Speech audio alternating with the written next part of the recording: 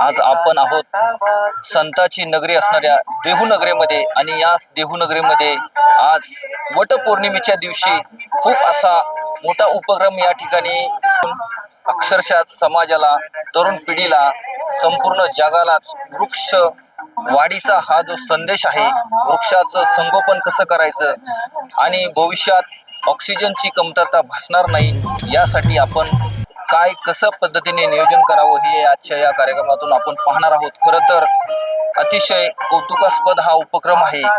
जवळजवळ 5,000च्या आसपास विविध प्रकारची झाडे या ठिकाणी लावलेली आहेत आणि त्याचं संगोपन देखील अतिशय उत्कृष्ट पद्धतीने केलं जात आहे। त्याला ठिबकच्याद्वारे या ठिकाणी पाण्याचं पुरवठा करून झाड वाढीसाठी मदत केली जाते आणि भविष्यात प्रत्येक शहरात, गावात, तालुक्यात हा उपक्रम राबवला पाहिजे। कारण का तर भविष्यात ज्या काही संकटाला आपल्याला तोंड द्यावं लागणार आहे, या ठिकाणी आज पिंपरी चिंचवड नगरीमध्ये, देहू नगरीमध्ये अतिशय कौतुकास्पद हा उपक्रम घेतला जातोय। याचं खरोखर कौतुक होतंय।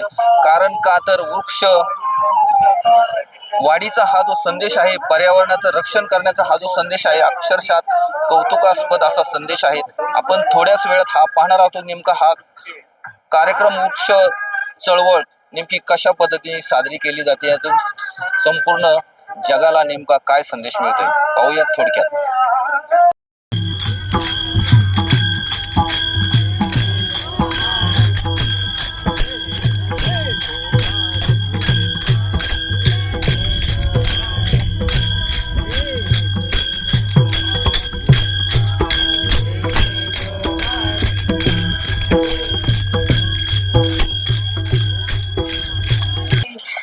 विज्ञान आणि अध्यात्म याचा संगम म्हणजे आपली हिंदू संस्कृती आहे। सतीमाता सावित्रीमाईने आपल्या पतीला म्हणजे सत्यवानाला जीवनदान मिळावं म्हणून वटवृक्षाखाली तिनं पूजा केली। म्हणजे ती पूजा करत असताना त्यांनी वटवृक्षाची केली, यमदेवतेची केली, ब्रह्म होते आणि अनेक देवी देवता होते, अशी ही पूजा तिथे मांडली। याचाच अर्थ असा की वटवृक्ष हा जिवंत होता, त्यातनं ऑक्सिजन बाहेर येत होतं आणि ते त्या सत्यवानाला मिळालं। म्हणजे सावित्रीबाई किती बुद्धिवान होती आणि तिची निष्ठा होती, तिचं प्रेम होतं, या सगळ्याचा संगम होता। परंतु आपण आपल्या ह्या आत्ताच्या फास्ट आयुष्यामध्ये हे सगळं विसरतोय किंवा हे पुढे सांगितलं गेलं नसावं म्हणून आता हल्ली आपल्याला दिसतं की सगळे त्या वडाच्या फांदीची पूजा करतात, जी तोडून आणलेली असते, जी बाहेर मार्केटमध्ये विकत मिळते, किंवा काही जणी तोडून आणतात आणि मग आदल्या दिवशी आणून ठेवतात, दुसऱ्या दिवशी त्याची पूजा करतात। त्यामध्ये काही ती फांदी जरी हिरवी असेल तरी सुद्धा ती मृत झालेली असते अशी माझी भावना आहे। आणि वटवृक्ष जो मातीमध्ये असतो तो जिवंत असतो, तर अशा जिवंत वटवृक्षाचं, डेरेदार वृक्षाचं आपण पूजा केली पाहिजे। परंतु जवळच्या परिसरामध्ये कुठेही वटवृक्ष मिळत नाही, महिलांना जवळ दिसत नसावं म्हणून जर त्यांना पूजा करता येत नसेल किंवा वेळ नाही म्हणून पूजा करता येत नसेल, त्यासाठी आम्ही असं आवाहन केलंय की आपण वटवृक्षाचं रोपट जे आमच्याकडनं मिळेल त्याची पूजा करावी। आज इथे बघतोय आपण गाथाबनामध्ये हरिभक्त पारायण शिवाजी महाराज मोरे यांनी खूप चांगला उपक्रम घेतला। इथे सगळीकडे तुम्हाला वेगवेगळे वृक्ष दिसतील, या वृक्षारोपणातून इथे चांगलं वन उभं राहणार आहे। आपणही आपल्या जवळच्या परिसरामध्ये असे हरितवन केले पाहिजेत आणि यासाठी आम्ही सगळेजण मिळून नक्की प्रयत्न करू। वटवृक्षाचं रोपण करून पूजा करण्यात जास्त आनंद सगळ्यांनी मानला पाहिजे। काय किती आवश्यकता आहे या झाडं लावण्याची, जेणेकरून आता जे आहे पाऊस येत नाही, अशा परिस्थितीत ऑक्सिजन आपल्याला मिळत नाही, अशी परिस्थिती आहे, किती आवश्यक? माझ्या माहितीप्रमाणे कुठल्याही व्यक्तीचा जन्म झाल्यानंतर त्याचं पूर्ण आयुष्यभर 14 झाडं जेवढं ऑक्सिजन देतं तेवढं ऑक्सिजन प्रत्येक व्यक्तीला जिवंत राहण्यासाठी लागतं त्याच्या आयुष्यामध्ये। तर प्रत्येक व्यक्तीने निदान त्याच्या स्वतःच्या 14 वर्षात आयुष्यातलं एक एक झाड जरी दरवर्षी लावलं तरी त्याच्या पुरतं योग्य असेल असं वाटतं। किंवा निदान जी झाडं आहेत ती तरी अनावश्यक तोडू नयेत। जिथे आता विकास कामं चालू असतात, काही कारणास्तव वृक्ष काढावी लागतात, तर असे जिवंत वृक्ष सुद्धा आपण रोपण करू शकतो, तेही जगतात पाऊस काळामध्ये जर आपण लावली तर।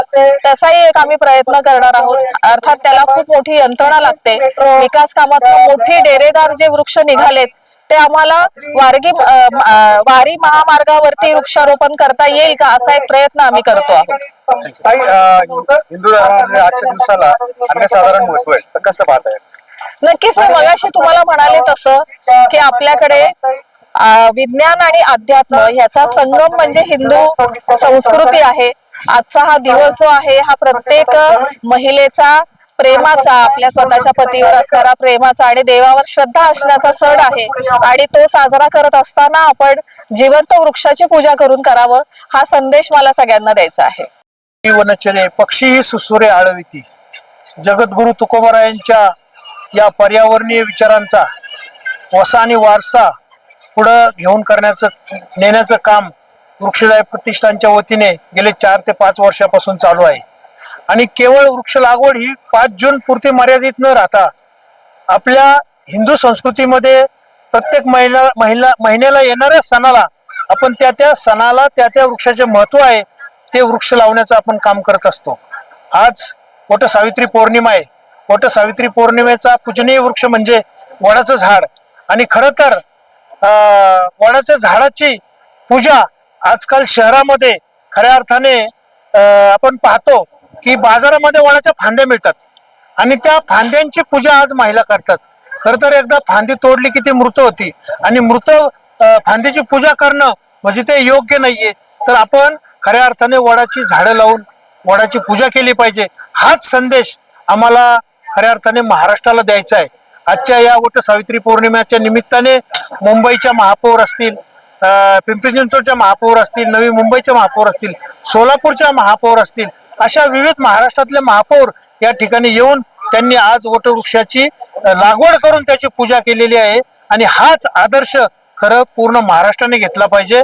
आणि जिथं जिथं ज्या वार्डामध्ये वडाची झाडं नसतील त्या वार्डामध्ये त्या गावामध्ये वटवृक्षाची झाडं लावून आपली ही जी पुरातन परंपरा आहे वट सावित्रीची पूजा, म्हणजे सावित्रीने सत्यवानाच्या आयुष्यासाठी वडाची पूजा केली, अशा प्रत्येक महिलेने खरं तर आपल्या नवऱ्यासाठी अशी पूजा केली पाहिजे असं मला वाटतं. आतापर्यंत निर्मल वारी हरितवारी अभियानांतर्गत आपण वृक्षदायी प्रतिष्ठानच्या मार्फत आतापर्यंत किती झाडं लावली आणि कोणकोणत्या देशी झाडं आहेत की विदेशी झाडं आहेत? आमचं संस्थेचं एमच आहे, एकच लक्ष देशी वृक्ष. आम्ही विदेशी झाडं लावण्याचं पाप करत नाहीये. आम्ही फक्त देशी झाडं लावतो. म्हणजे वडापासून पिंपळापर्यंत तर भोकरापासून बिव्यापर्यंत अशा जवळजवळ 72 प्रकारची झाडं आम्ही या गाठावनामध्ये लावलेली आहेत. आणि तसं जर पाहता आतापर्यंत आम्ही जशी निर्मल वारी हरितवारीची सुरुवात केली तेव्हापासून तर आतापर्यंत जवळजवळ 30,000 झाडांचं खरं तर लागवड केलेली आणि त्याचं संगोपन केलेलं आहे.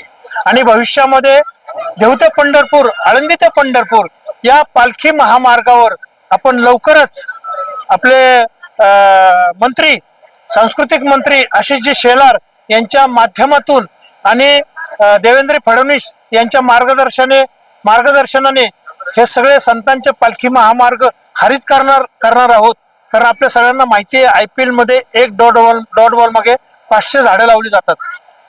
तर ती झाडं आपण पालखी महामार्गावर लावावी अशी आदेश आशिष शेलार यांनी भारतीय क्रिकेट क्लबला दिलेले आहेत, महाराष्ट्र क्रिकेट क्लबला दिलेले आहेत. आणि लवकरात लवकरच आपण ह्या हरित पालखी महामार्गाचा शुभारंभ करत आहोत. खरं तर आज वटपौर्णिमेच्या दिवशी तरुण पिढीला तुम्ही काय संदेश द्याल तुमच्या या निर्मल वारी हरितवारी अभियाना अंतर्गत? आता मी तरुण पिढीला संदेश असा देईल की मोठ्या प्रमाणामध्ये, म्हणजे आमच्या वयामध्ये आम्ही तरी कधी वाढदिवस साजरा केला नाहीये, पण आज प्रत्येक मुलगा प्रत्येक दिवस म्हणजे वर्षाचा दिवस वाढदिवस साजरा केल्याशिवाय राहत नाही.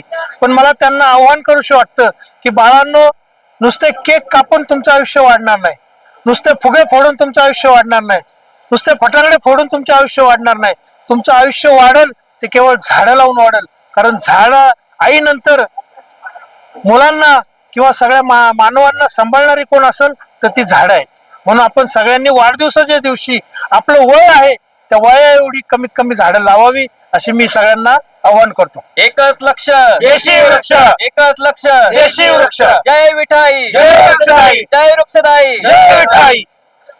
आज वटपौर्णिमा आहे त्याचबरोबर सर्वांना मी वटपौर्णिमेच्या मनपूर्वक हार्दिक शुभेच्छा देते. आज वृक्षदायी प्रतिष्ठान असेल यांच्या माध्यमातून आज अभंगवन या ठिकाणी वृक्षांची लागवड त्याचबरोबर पूजन करण्याचा संकल्प आज वृक्षदायी प्रतिष्ठानच्या माध्यमातून करण्यात आला होता. त्याचबरोबर या कार्यक्रमासाठी सर्वच महापौर, माझ्या महिला भगिनी, त्याचबरोबर नगरसेवक असतील, तसेच सर्व वृक्षदायी प्रतिष्ठानचे सदस्य, तसेच महिला भगिनी सर्वच या ठिकाणी उपस्थित होते. तर मी सर्व महिलांना एकच विनंती करते की आपण वटपौर्णिमा नुसती पूजा न करता आपण एक तरी झाड लावून आपल्या जोडीदारासाठी त्या वृक्षाप्रमाणे दीर्घ आयुष्य मागावं, त्याचबरोबर एक तरी वृक्ष लावावा, असंच मी संदेश या ठिकाणी देऊ इच्छिते. माझा इंडिया न्यूज, तीर्थक्षेत्र देहू, पुणे.